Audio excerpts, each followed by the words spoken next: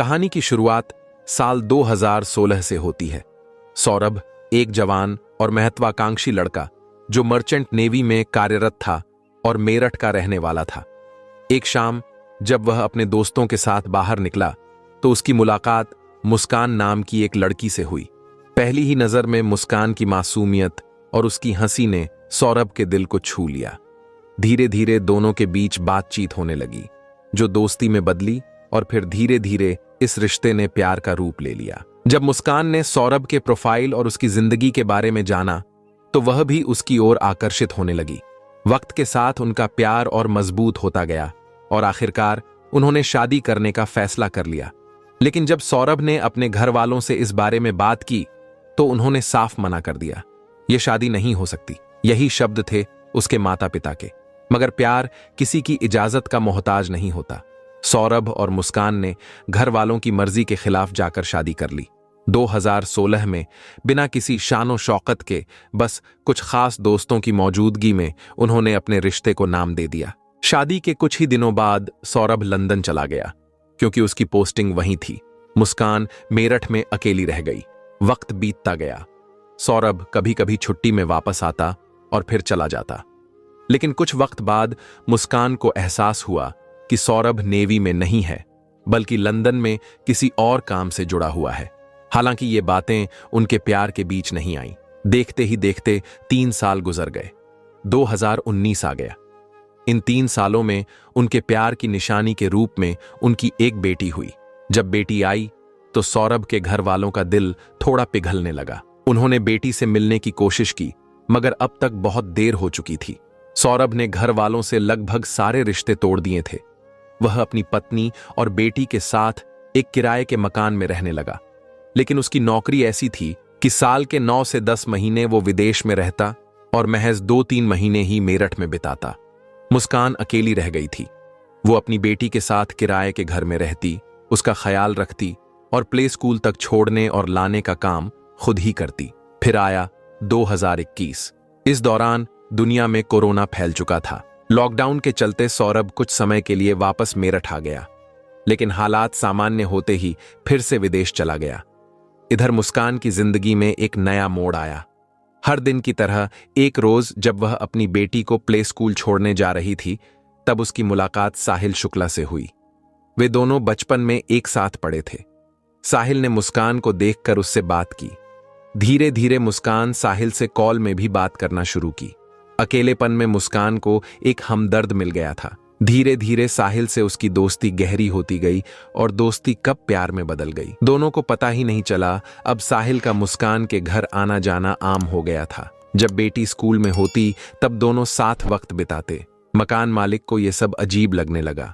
1-2 बार उसने देखा कि साहिल देर तक घर में बैठा रहता है। यहां तक कि एक बार उसने दोनों को शराब पीते हुए भी देख लिया। वो सोचने लगा, ये लड़का कौन है जो हर रोज आता है और इतनी देर तक रुकता है। फिर आया सन 2021। सौरभ अचानक लंदन से वापस आ गया। उसने आते ही मकान मालिक से मुलाकात की तो उसने धीरे से कह दिया, भाई साहब, आप जब बाहर रहते हैं तो आपकी गैर मौजूदगी में कोई और यहां आकर वक्त बिताता है। मैंने तो खुद देखा है। सौरभ के पैरों तले जमीन खिसक गई। उसने घर आकर सीधा मुस्कान का फोन उठाया, चेट पढ़ी। हर शब्द उसके दिल में किसी खंजर की तरह चुभ रहा था। उसे साफ समझ आ गया कि मुस्कान और साहिल के बीच सिर्फ दोस्ती नहीं थी, बात उससे कहीं आगे बढ़ चुकी थी। सौरभ ने मुस्कान को सामने बिठाया और कड़े शब्दों में पूछा, ये सब क्या है? मुस्कान ने पहले झूठ बोलने की कोशिश की, मगर जब सौरभ ने सबूत सामने रख दिए तो वो चुप हो गई। फिर बहस होने लगी। बात इतनी बढ़ी कि झगड़ा तू मैं से मारपीट तक पहुंच गया। गुस्से में आकर सौरभ ने कहा, अगर तुम्हें साहिल चाहिए तो ठीक है, मैं तुम्हें आजाद करता हूं। मुस्कान चुप रही। अब तक उसके मन में भी सौरभ के लिए कोई भावनाओं नहीं बची थी। उसने इस रिश्ते को बचाने की कोई कोशिश नहीं की। फिर सौरभ वापस लंदन चला गया। इस बार वो सिर्फ कुछ महीनों के लिए नहीं, बल्कि पूरे 2 साल के लिए गया। इधर मुस्कान और साहिल का रिश्ता और गहरा होता चला गया। साहिल की जिंदगी में कई अजीबोगरीब चीजें थीं। उसकी मां अब इस दुनिया में नहीं थी, लेकिन वो उससे बात करने का एक अजीब तरीका निकाल चुका था। उसके फोन में एक नंबर सेव था और उसी नंबर से उसने एक अकाउंट बनाया था। अपनी मां के नाम पर स्नैपचैट पर वो खुद को यकीन दिला चुका था कि उसकी माँ अब भी उससे जुड़ी हुई है। वो रोज उस अकाउंट से बातें करता, सवाल पूछता और जवाब भी उसी से आता। उसे लगता था कि उसकी माँ अभी उसकी जिंदगी का हिस्सा है, उसे राह दिखा रही है। मुस्कान को साहिल की इस कमी के बारे में पता चला तो वो उसी अकाउंट से साहिल को मैसेज करने लगी, लेकिन अंदाज वैसा ही था जैसे उसकी माँ उसे बातें कर रही हो। स्नैपचैट मैसेज, बेटा मुस्कान बहुत अच्छी लड़की है, तुम्हारी जिंदगी में आई है तो इसे मत खोना, वो तुम्हारा ख्याल रखेगी, तुम्हें कभी धोखा नहीं देगी, उसे हमेशा खुश रखना।